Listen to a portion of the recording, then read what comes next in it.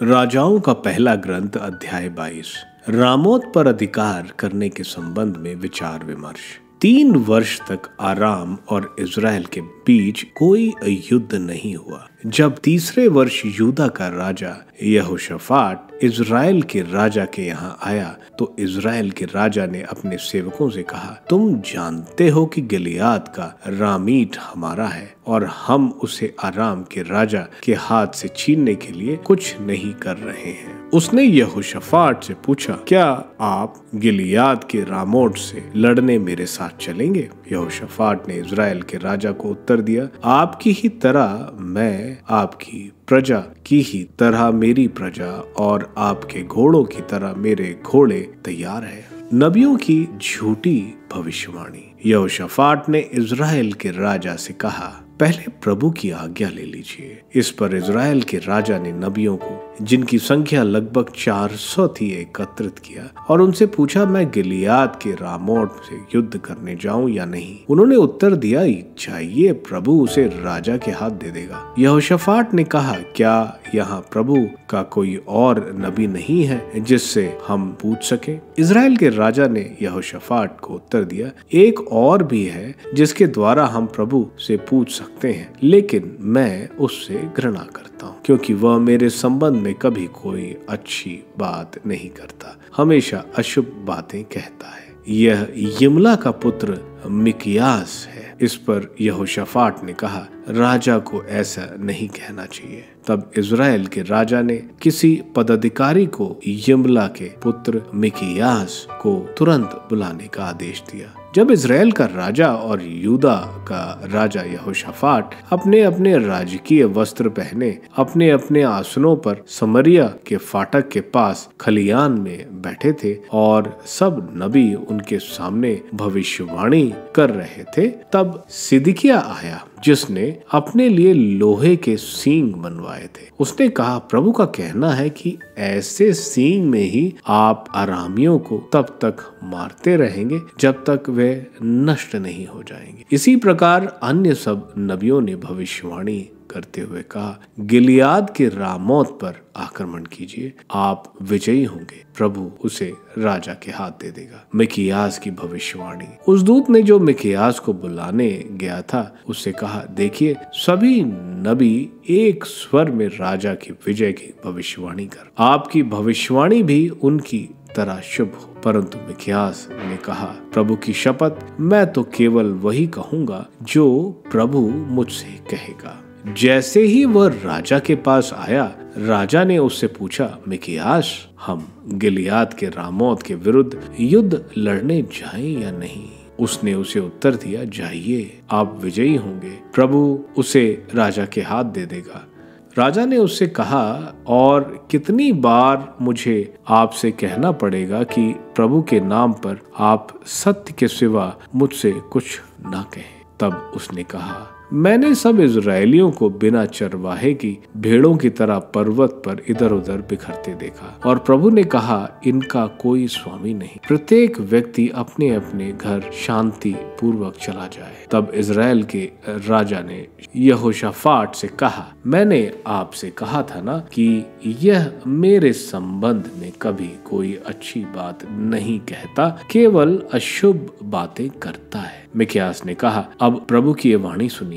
मैंने प्रभु को उसके सिंहासन पर विराजमान देखा, स्वर्ग के समस्त गण उसके दाहिने और बाएं खड़े थे। जब प्रभु ने कहा, आहाब को कौन बहकाएगा जिससे वह गिलियाद के रामोत तक जाए और वहां मार डाला जाए? किसी ने कुछ कहा, किसी ने कुछ। तब प्रभु के सामने एक आत्मा आया और बोला कि मैं ही उसे बहकाऊंगा। प्रभु ने उससे पूछा, कैसे? उसने उत्तर दिया, मैं जाकर उसके सब नबियों के मुंह में झूठ बोलने वाला आत्मा बनूंगा। प्रभु ने कहा, तुम उसे बहकाओ पाओगे, तुम्हें सफलता प्राप्त होगी, जाकर ऐसा ही करो। प्रभु ने आपके इन सब नबियों के मुंह में झूठ बोलने वाला आत्मा बिठा दिया है, क्योंकि प्रभु ने आपके विषय में अशुभ परिणाम निश्चित कर दिया है। इस पर कनाना के पुत्र सदिकिया ने पास आकर मिकियास को ये कहते हुए थप्पड़ मारा, क्या प्रभु के आत्मा ने तुमसे झूठ बोलने के लिए मुझे छोड़ दिया है? मिकियास ने उत्तर दिया, तुम्हें उस दिन पता चलेगा जिस दिन तुम स्वयं भीतरी कमरे में छिपने के लिए भाग जाओगे। इस पर इज़राइल के राजा ने आदेश दिया, मिकियास को पकड़कर नगर के प्रशासक आमोन और राजकुमार योआश के पास ले आओ और कहो कि राजा का आदेश है कि उसे बंदी गृह में डाल दिया जाए और जब तक मैं सकुशल न लौट आऊं तब तक इसे जीने भर के लिए रोटी पानी दिया जाए। लेकिन मिकियास ने कहा, यदि आप सकुशल लौट आए तो समझ लीजिए कि मेरे द्वारा प्रभु नहीं बोला है। और उसने यह भी कहा, तुम सब लोग मेरी यह बात सुन लो। मिकियास की भविष्यवाणी सत्य प्रमाणित। इसके बाद इज़राइल का राजा और यूदा का राजा यहोशाफाट गिलियाद के रामोट गए।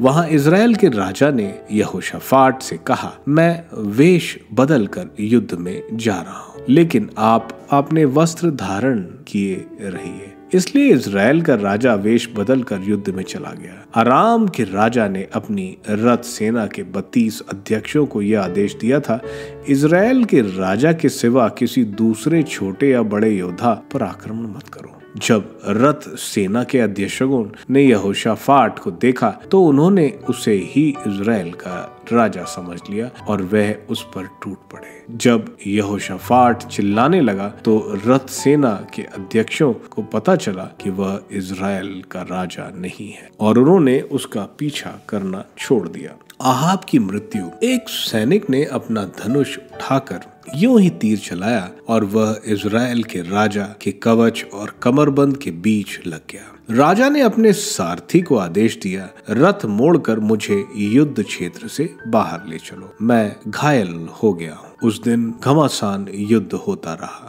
लोगों ने राजा को अरामियों के सामने रथ पर खड़ा संभाला। शाम होते होते उसकी मृत्यु हो, उसके घाव का रथ के फर्श पर टपकता रहा। सूर्यास्त के समय शिविर के में यह आवाज सुनाई पड़ी, प्रत्येक व्यक्ति अपने अपने प्रांत लौट जाए। राजा समरिया लाया गया और वहीं दफनाया गया। जब समरिया के कुंड में रथ धोया जा रहा था तो कुत्ते उसका रक्त चाट रहे थे, ठीक वैसे ही जैसे प्रभु ने कहा था, और उसमें वैश्याओं ने स्नान किया। आहाब का शेष इतिहास, उसके कार्यकलाप, उसके बनवाए हुए हाथी दांत लगे महल और उसके बसाए हुए सब नगरों का वर्णन इज़राइलियों के राजाओं के इतिहास ग्रंथ में लिखा है। आहाब अपने पितरों में जा मिला और उसका पुत्र अहज्या उसकी जगह राजा बना। यूदा में यहोशाफाट का शासन।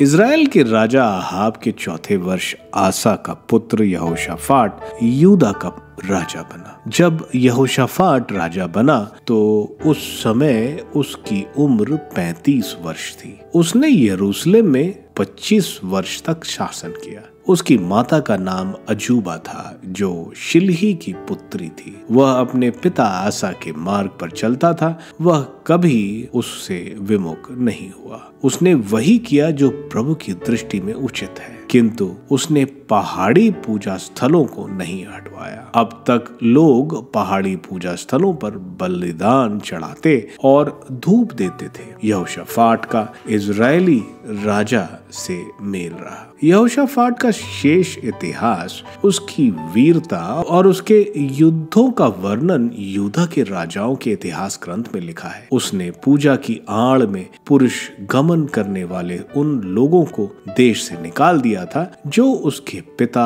आसा के दिनों के बाद शेष रह गए थे। एदोम में कोई राजा नहीं था। यहोशाफाट ने ओफिर से सेना लाने के लिए व्यापारी जहाज बनवाए, परंतु वे वहां नहीं पहुंच सके क्योंकि वे एसियोन गेबेर के पास नष्ट हो गए। तब आहाब के पुत्र अहज्या ने यहोशाफाट से कहा, मेरे नाविक आपके नाविक के साथ जहाजों पर यात्रा करें। लेकिन यहोशाफाट ने उसे पसंद नहीं किया। यहोशाफाट अपने पितरों में जा मिला और अपने पितरों के पास अपने पुरखे दाऊद के नगर में दफनाया गया। उसका पुत्र यहोराम उसकी जगह राजा बना। इज़राइल में अहज्याह का शासन। यूदा के राजा यहोशाफाट के 17वें वर्ष आहाब का पुत्र अहज्याह समरिया में इज़राइल का राजा बना। उसने इज़राइल पर 2 वर्ष तक शासन किया। उसने वही किया जो प्रभु की दृष्टि में बुरा है, और वह अपने पिता के मार्ग पर, अपनी माँ के मार्ग पर और नाबाट के पुत्र यरोबाम के मार्ग पर, जिसने इज़राइलियों से पाप करवाया था, चलता रहा। बाल देवता की पूजा द्वारा उसने प्रभु इज़राइल के ईश्वर का क्रोध उसी प्रकार भड़काया जिस प्रकार उसके पिता ने भड़काया था।